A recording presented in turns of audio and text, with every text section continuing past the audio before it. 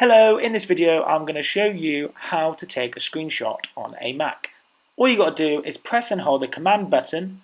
Whilst doing so, press and hold the shift button as shown here, and then all you got to do is simply press the number 3. This will take a screenshot of your entire screen.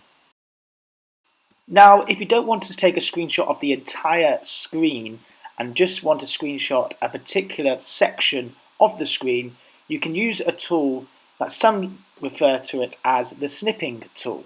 This is very similar to the screenshots and very easily done.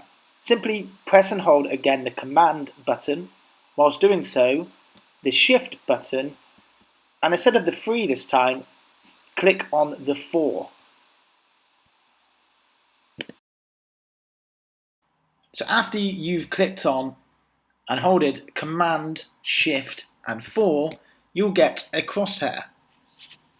Use the crosshair to select and drag, as shown here, a section of the screen you want to screenshot. The screenshot again will show up in the same place as your screenshots you've done previously using the command, shift and 3 button. As always, leave a like if this video was of use, leave a comment for questions and subscribe for more.